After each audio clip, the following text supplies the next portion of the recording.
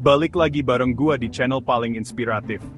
Kesempatan kali ini gua mau share sesuatu yang levelnya jauh lebih dewasa, mungkin sedikit berat, namun sangat krusial karena jarang sekali dibahas secara terbuka.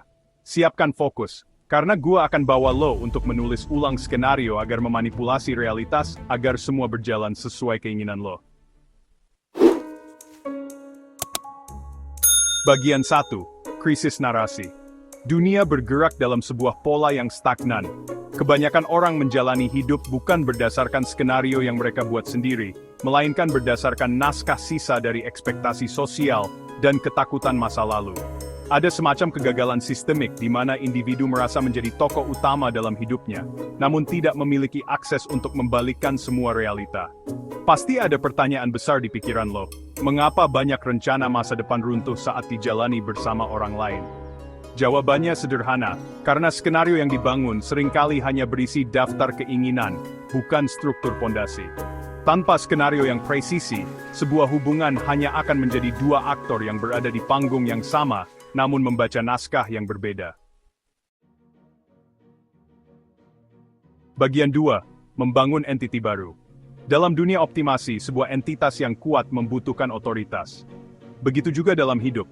Menulis skenario masa depan bersama seseorang berarti membangun sebuah entiti baru. Ini bukan lagi tentang individu A atau individu B, melainkan tentang sinergi sistem. Insight yang jarang dipahami adalah, visi tanpa detail teknis hanyalah halusinasi.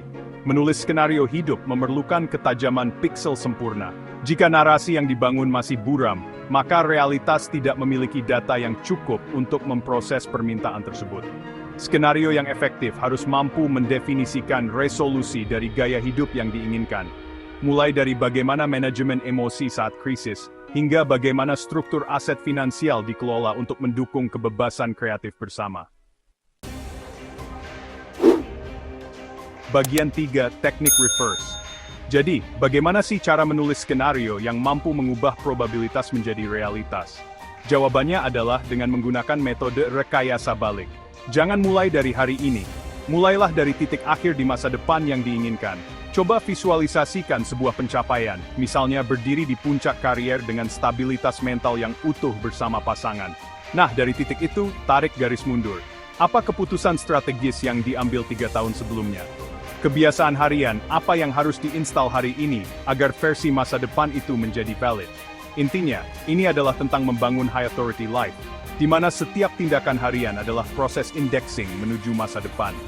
Kalau skenario ditulis dengan logika yang solid, memadukan aspek estetika hidup dengan kedisiplinan eksekusi, maka probabilitas kegagalan akan mengecil dengan sendirinya. Bagian 4. Resolusi sebagai sinkronisasi dua visi. Resolusi dari pencarian ini bukanlah tentang menemukan seseorang yang sempurna, melainkan menulis skenario yang cukup kuat, sehingga hanya orang yang tepat yang mampu memerankan peran di dalamnya. Menulis skenario hidup bersama adalah proses sinkronisasi algoritma antara dua manusia. Ketika dua orang berhenti hanya bermimpi dan mulai merancang, mereka berubah dari penonton menjadi sutradara.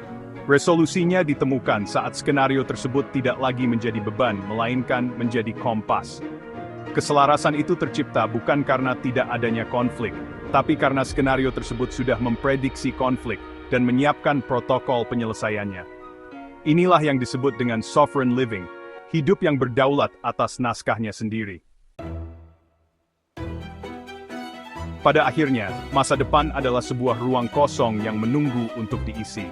Lembaran itu bisa dibiarkan kosong, atau bisa diisi dengan narasi paling ambisius yang pernah ada. Menulis skenario hidup adalah tindakan keberanian tertinggi. Sebab, dengan menuliskan akhir cerita yang diinginkan, proses perjalanan menuju ke sana tidak lagi menjadi misteri yang menakutkan, melainkan sebuah misi yang harus diselesaikan.